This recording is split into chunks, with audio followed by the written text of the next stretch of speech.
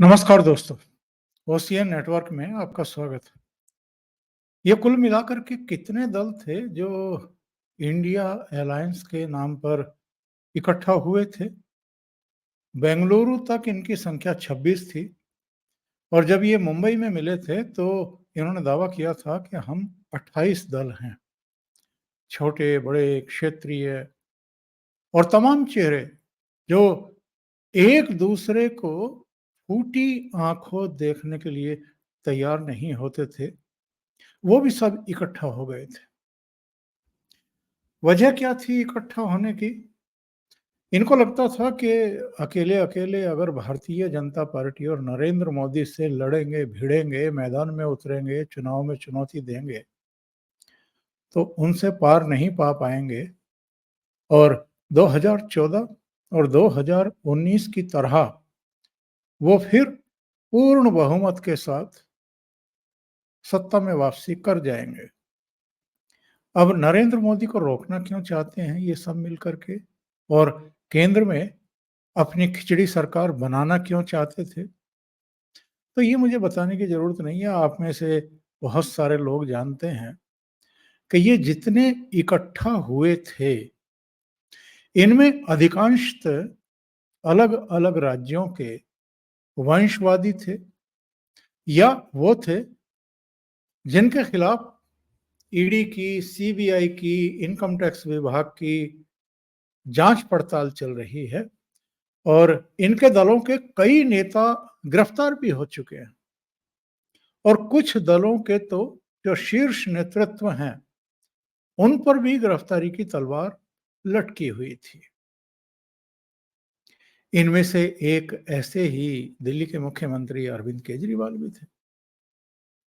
इससे पहले ममता बनर्जी की पार्टी के कई लोग गिरफ्तार हो चुके, उद्धव ठाकरे की पार्टी के भी हो चुके, एनसीपी प्रमुख शरद पवार के भी 2-2 मंत्री अंदर गए थे।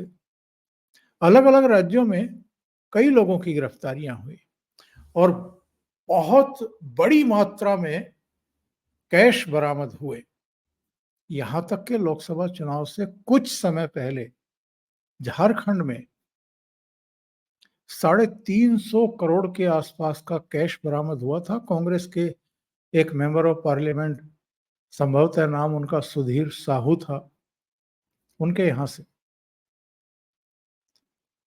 तो कहने का आशय ये है, ये सब इसलिए इकट्ठा हुए थे कि प्रधानमंत्री नरेंद्र मोदी जो ये कह रहे थे कि भ्रष्टाचार पर वो ज़ीरो टॉलरेंस की नीति अपनाएँगे और जब तीसरी बार सत्ता में आएँगे, तो फिर अगर मैं खड़ी बोली में कहूँ तो सारे भ्रष्टाचारियों को उल्टा लटकाएँगे।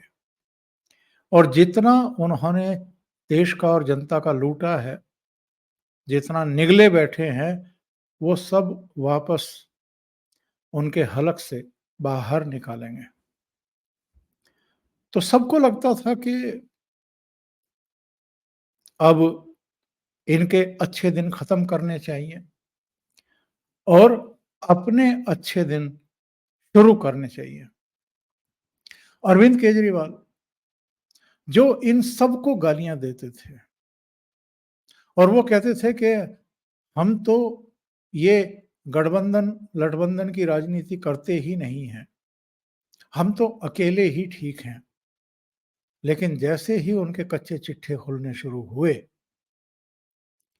और वो जो कट्टर ईमानदारी का दावा करते थे, उसके जो चिथड़े उड़ने शुरू हुए, तो उसके बाद वो भी इन चारों जगहों पर, पटना, बेंगलुरु, मुंबई और दिल्ली, हर जगह इंडी अलायंस की बैठक में न केवल मौजूद रहे, बल्कि कैमरों के सामने सबके साथ ऊपर हाथ करवा के, मिला करके उसकी वीडियोग्राफी कराई, फोटोग्राफी कराई, उसको मीडिया में जारी किया गया। क्यों? क्योंकि अरविंद केजरीवाल को लगता था कि इस शराब घोटाले में इतनी बदनामी हो चुकी है और वो एक तरीके से नायक से विलेन बन चुके हैं, तो इन सबके साथ मिलकर के किसी भी तरह, किसी भी कीमत पर येन केन प्रकारेण साम दाम दंड भेद जो भी नीति अपनानी पड़े, किसी तरह नरेंद्र मोदी को चलता करो। क्योंकि नरेंद्र मोदी बने रहे तो ये ना चैन से रहने देंगे और ना ही हम वो कर पाएंगे जिसके लिए सत्ता में आए हैं। अब अरविंद केजरीवाल चाह तो रहे थे कि नरेंद्र मोदी के अच्छे दिन खत्म हो, लेकिन हो रहा है उल्टा। नरेंद्र मोदी के तो अच्छे दिन खत्म होने का नाम नहीं ले रहे हैं। भारत की जनता ने इन सब के मिलकर के लड़ने की वजह से और एक राष्ट्रीय अंतर्राष्ट्रीय पूरा एक षड्यंत्र रचा करके जिस तरीके से संविधान को लेकर के, आरक्षण को लेकर के, कुछ दूसरे मुद्दों को लेकर के उनकी सरकार पर प्रहार किए गए, उसका असर इतना हुआ कि भारतीय जनता पार्टी तो पूर्ण बहुमत नहीं प्राप्त कर पाई, पर उनका एनडीए 290 से ऊपर चला गया और वो फिर तीसरी बार प्रधानमंत्री बन गए। इनके रोकने के बावजूद बन गए। अब स्थिति ये है, बन गए। अब वो भ्रष्टाचार के विरुद्ध कड़ी कार्रवाई में लगे हुए हैं और उन्होंने कहा था कि जब तीसरी बार हमारी सरकार बन जाएगी तो अगले 6 महीने तक बड़े-बड़े राजनीतिक भूकंप और भूचाल आएंगे देश में। तो पूरा देश इस समय इंतजार कर रहा है कि ये भूचाल किस शक्ल में होंगे, कैसे होंगे और अरविंद केजरीवाल जैसे लोग जो किसी भी तरीके से यत्न करके बाहर आना चाहते हैं तिहाड़ से और बाहर आकर के अपनी सियासी जंग लड़ना चाहते हैं, क्योंकि अब दिल्ली में विधानसभा चुनाव बहुत दूर रह नहीं गए हैं और इनकी पार्टी की भीतरी जो अंतर विरोध है, जो जंग छिड़ी हुई है, वो भी अब खुल करके धीरे-धीरे सामने आनी शुरू हो गई है। पिछले कुछ समय से आप देख रहे होंगे भगवंत मान कहीं सीन में दिखाई नहीं दे रहे हैं और कुछ और चेहरे हैं जो इस रस्साकसी में अपनी संभावना तलाश कर रहे हैं। मंगलवार को शुरुआत हुई बुरी खबरों से कि आतिशी मारलेना का जो अनशन चल रहा है पानी की मांग को लेकर के, तो उनका कीटोन लेवल बढ़ गया है, उनका बीपी नीचे आ गया है, वो मूर्छित अवस्था में जो है एलएनजेपी अस्पताल में तड़के 3 बजे के आसपास भर्ती कराना पड़ा उनको। दूसरा झटका इनको लगा हाई कोर्ट से। पहला झटका आतिशी मारलेना अनशन से अस्पताल पहुंच गई। दूसरा झटका हाई कोर्ट से लगा और हाई कोर्ट ने कह दिया कि जो निचली अदालत ने अरविंद केजरीवाल को जमानत दी थी, जिसके तहत वो शुक्रवार को तिहाड़ से रिहा होने वाले थे और चूंकि ईडी सीधे हाई कोर्ट पहुंच गई और उनकी जमानत को उन्होंने चुनौती दी, तो हाई कोर्ट ने दोनों पक्षों की सुनवाई की और मंगलवार को फैसला सुना दिया कि निचली अदालत ने अरविंद केजरीवाल को गलत तरीके से जमानत ग्रांट की थी। निचली अदालत को यह नहीं करना चाहिए था। निचली अदालत ने न केवल ईडी के द्वारा दी गई दलीलों को और प्रस्तुत लिखित दस्तावेजों को अनसुना कर दिया, उनको अनदेखा कर दिया, बल्कि कुछ अवांछित टिप्पणियां भी की उनको रिहा करने के आदेश देते हुए। दूसरा झटका ये था। एक और झटका लगा अरविंद केजरीवाल को मंगलवार को ही। ये बजरंगबली का बड़ा नाम लेते हैं ना, बजरंगबली के दिन ही इनको 3-3 बड़े झटके लगे। तीसरा झटका ये था कि सीबीआई की एक टीम इनसे पूछताछ करने के लिए तिहाड़ जेल पहुंच गई। शराब घोटाले में जो पहला केस फाइल हुआ था वो सीबीआई के द्वारा हुआ था, जिसमें मनीष सिसोदिया को गिरफ्तार किया गया था और गिरफ्तार करके शुरू में तो अपनी अभिरक्षा में लेकर के पूछताछ हुई थी, उसके बाद उनको न्यायिक हिरासत में भेज दिया गया था।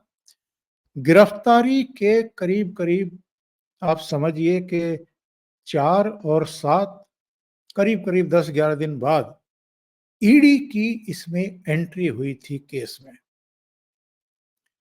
और उसके बाद ईडी ने मामला दर्ज किया था। अरविंद केजरीवाल को सीबीआई ने गिरफ्तार नहीं किया, ईडी ने गिरफ्तार किया।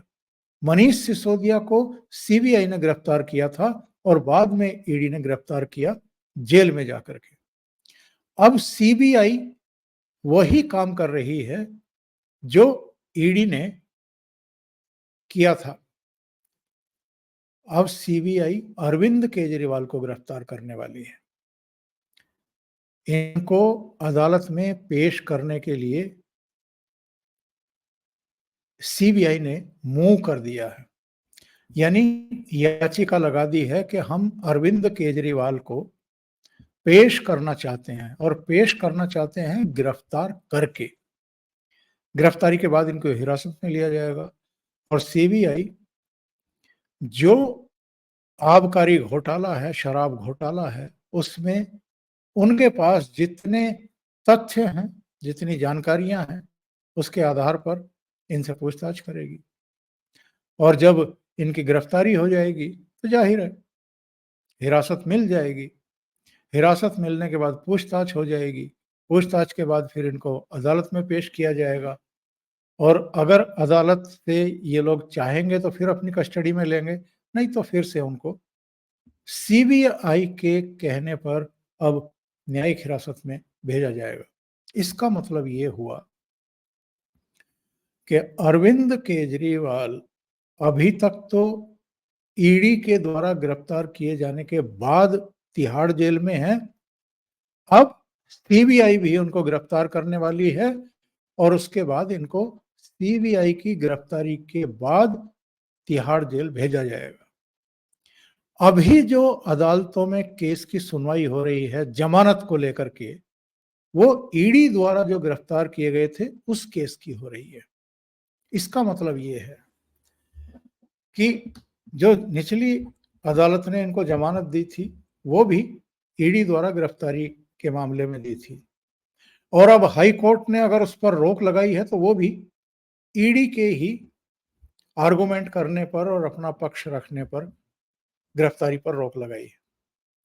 आज इस केस की सुनवाई सुप्रीम कोर्ट में होनी है, तो सुप्रीम कोर्ट के बारे में ये आम आदमी पार्टी के नेता किस तरह की बातें कर रहे हैं, ये ऐसा एक माहौल बनाने की चेष्टा में है कि जैसे सुप्रीम कोर्ट अरविंद केजरीवाल को बस जमानत देने ही वाला है और अरविंद केजरीवाल जेल से बाहर ही आने वाले हैं।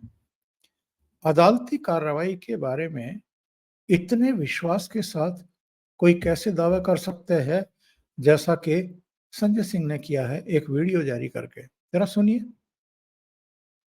अत्याचार जाति की इंतहा हो गई है। विश्वस्त सूत्रों से जानकारी मिली है कि ऐसे समय में जब सुप्रीम कोर्ट से अरविंद केजरीवाल जी को जमानत मिलने की पूरी संभावना है, उससे पहले केंद्र की भाजपा सरकार ने सीबीआई के अधिकारियों के साथ मिलकर एक बड़ी साजिश रची है और यह साजिश है अरविंद केजरीवाल के खिलाफ सीबीआई का फर्जी मुकदमा तैयार करके उनको गिरफ्तार करने की।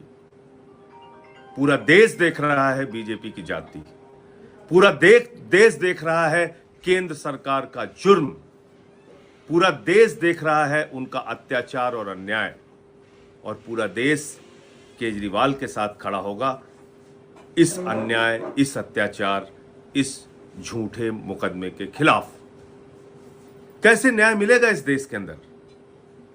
अगर ऐसे ही झूठे मुकदमे लगा लगा के केजरीवाल को जेल में रखने के उद्देश्य से, उनकी राजनीति को खत्म करने के उद्देश्य से, आम आदमी पार्टी को बर्बाद करने के उद्देश्य से ये कार्रवाइयां की जाएंगी, आइए हम सब मिलकर इसके खिलाफ आवाज उठाएं।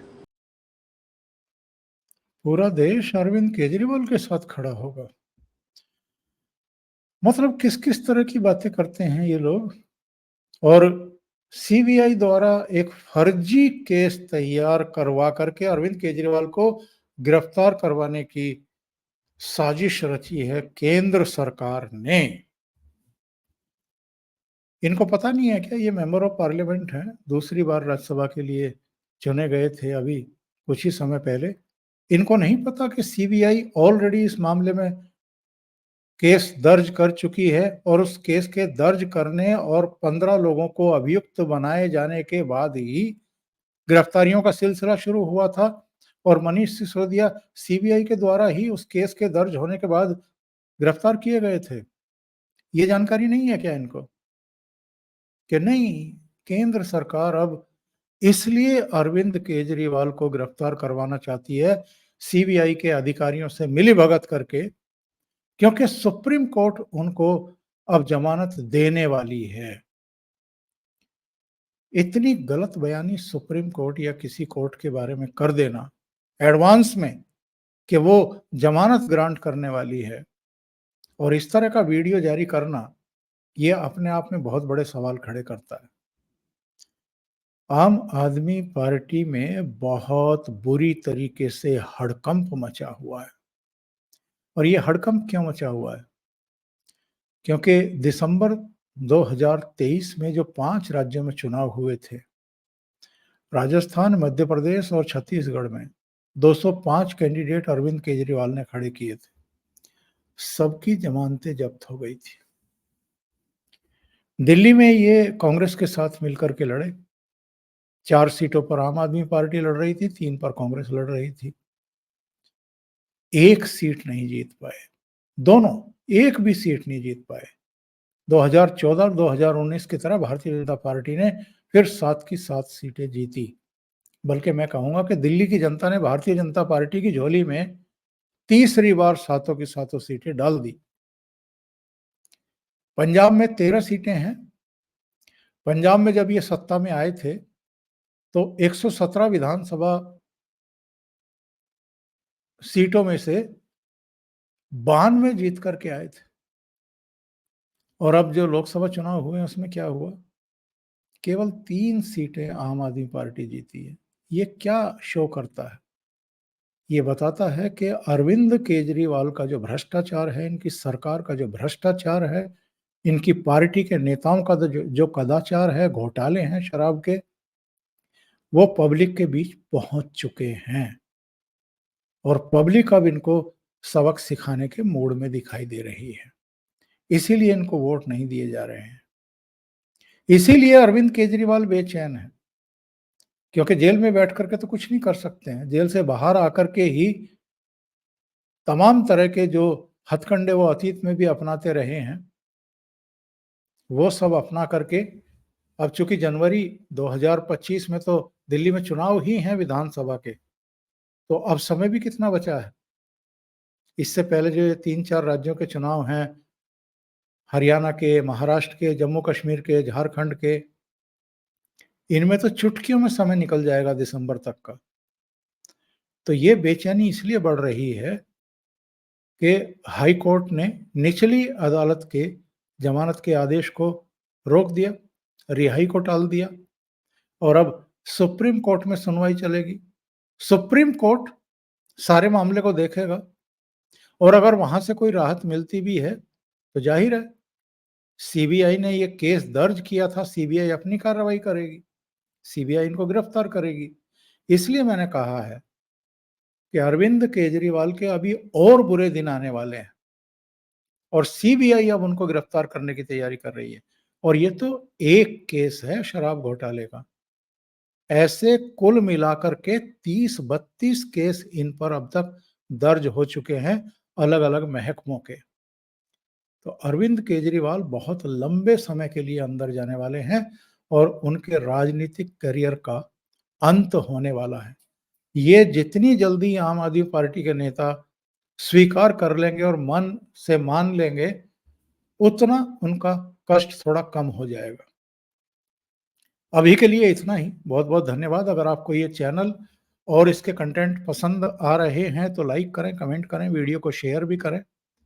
अभी तक अगर आपने ये चैनल सब्सक्राइब नहीं किया है, तो सब्सक्राइब कर लें और साथ में लगे बेल आइकॉन को दबाना ना भूलें, ताकि आगे आने वाले वीडियो और उनके नोटिफ़िकेशन आप तक पहुँचते रहें। बहुत-बहुत धन्यवाद। नमस्कार।